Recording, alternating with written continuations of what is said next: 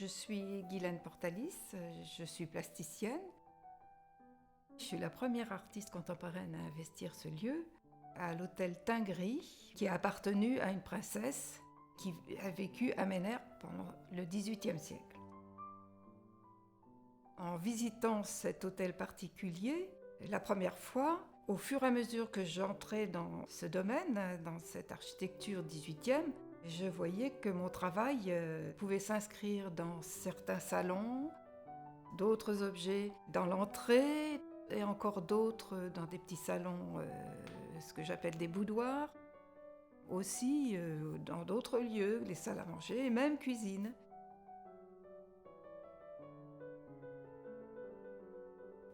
Le lieu m'a inspirée. Connaissant un peu l'histoire de cette princesse, ça m'a remis un peu dans l'ambiance et la sensibilité peut-être de l'époque du XVIIIe siècle.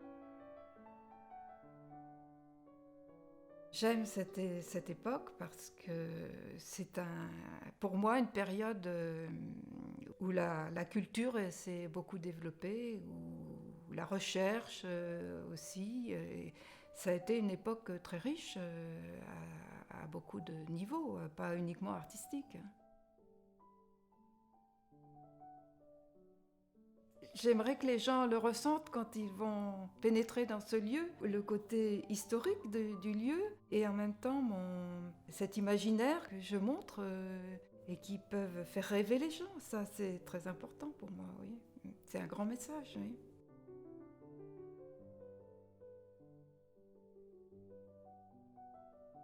Si on rêve pas, qu'est-ce qu'on devient ? Il faut rêver.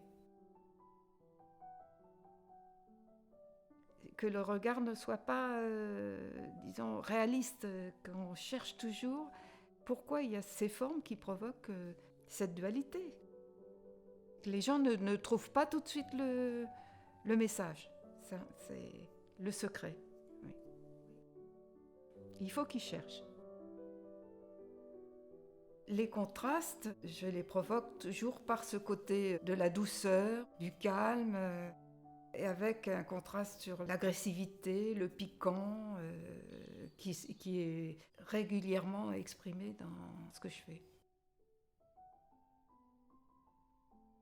J'ai fait beaucoup de chapeaux que j'ai remplis d'épingles avec grande quantité.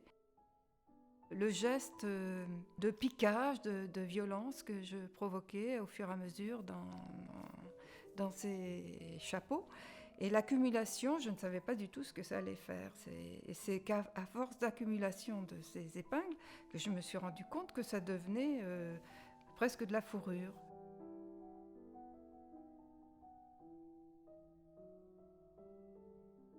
Une femme n'est pas toujours dans la douceur, elle est aussi agressive. C'est une égalité que j'essaye de montrer. Ces deux contrastes, ça fait partie de ma vie et dans mon travail, je veux et je provoquerai encore. Oui, je crois.